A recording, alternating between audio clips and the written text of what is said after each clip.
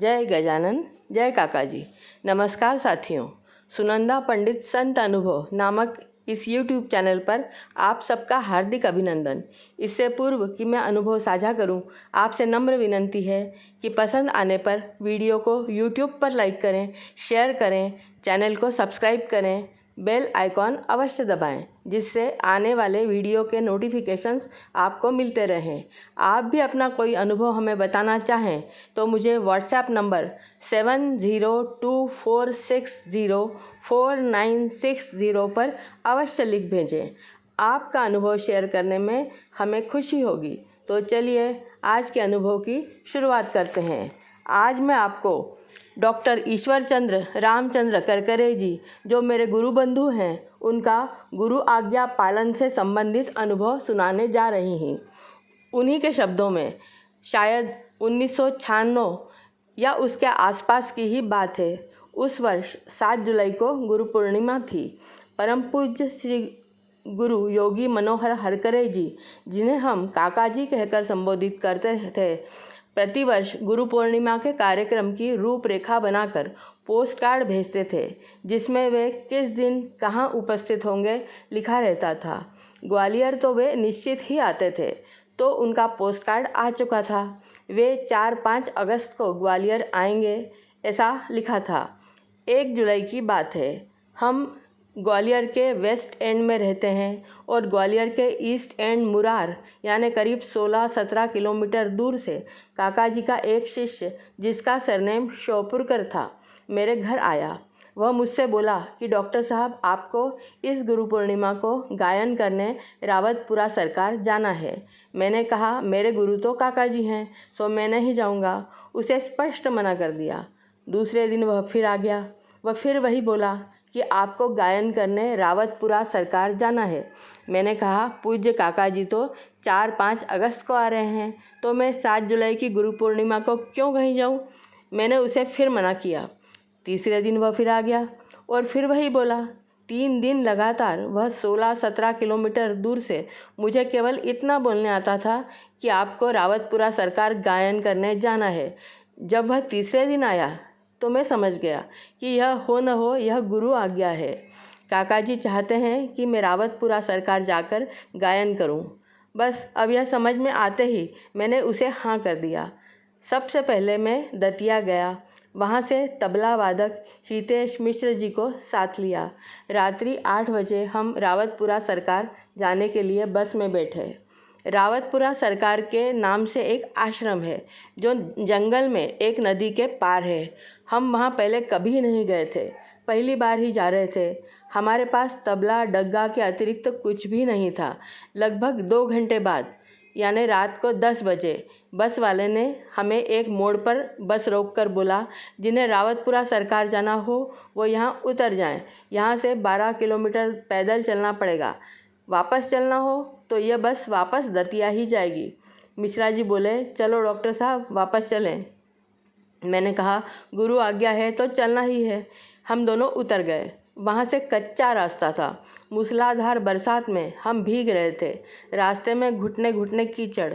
जंगल में वन्य पशुओं की उपस्थिति भी थी। वह जंगल तेंदुओं के लिए प्रसिद्ध है। बिजली नहीं थी।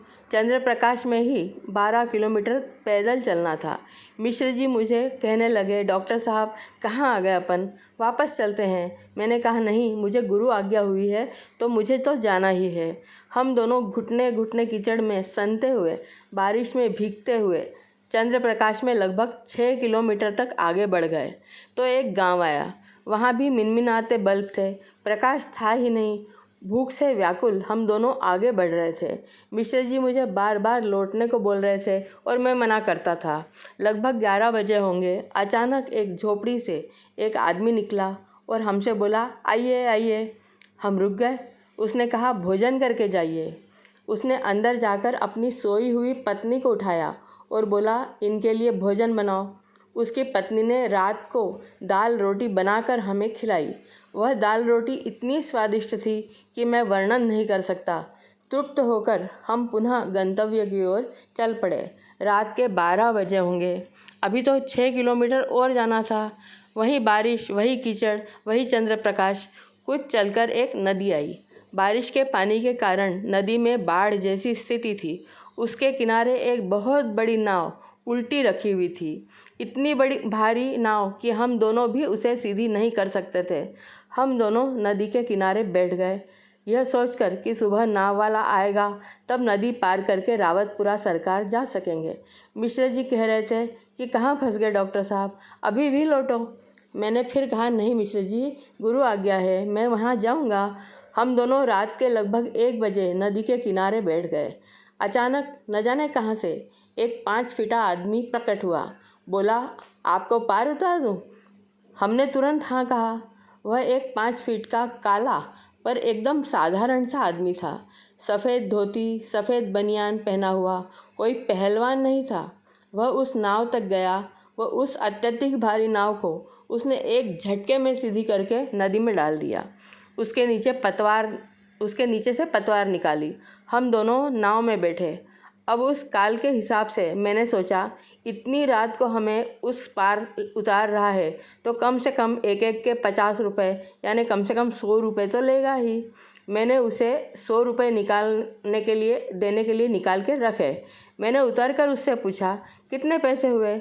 उसने कहा, 1 रुपया आपका और 1 रुपया इनका दे दीजिए। इतनी रात को उसने केवल 2 रुपये हमसे मांगे। हमसे 2 रुपये लेकर वह झट से पलटा, 2 कदम ही चला। पास की झाड़ी के वहाँ तक ही हमने उसे देखा और वह गायब हो गया। हम सोचते रहे कि यह कहाँ गया। उस कार्यक्रम के बाद अनेक वर्ष काका जी से मुलाकात होती रही, पर न मैंने कभी उनसे पूछा न उन्होंने कभी मुझे कुछ बताया। मगर देह त्याग के बाद एक बार वे मेरे सामने प्रकट हुए। उस समय उन्होंने मुझे कुछ बातें बताई और उसी समय उन्होंने मुझे यह भी बताया कि उस रात मेरी सहायता के लिए वे प्रकट हुए थे। गुरु आज्ञा पालन की एक निष्ठता के कारण यह घटित हुआ था, अर्थात इसके लिए भी मेरे गुरु उच्च कोटि के संत हैं, इसलिए यह घटित हुआ। गुरु घंटालों को गुरु मानने पर ऐसे अनुभव नहीं आ सकते। परम पूज्य काका जी योगी मनोहर हरकर जी एक उच्च कोटि के संत थे। नित्य रात्रि को शरीर त्याग कर भ्रमण करते थे। वे अपने पीछे ज्ञान की पुस्तक संपदा छोड़ गए हैं। उनकी पुस्तकें आप श्री राजेश कोल्हापुरे 9702937357 पर संपर्क करके प्राप्त कर सकते हैं। राजेश कोल्हापुरे जी का नंबर मैंने डिस्क्रिप्शन बॉक्स में भी दिया है। अगले वीडियो में फिर मिलेंगे, तब तक के लिए नमस्कार।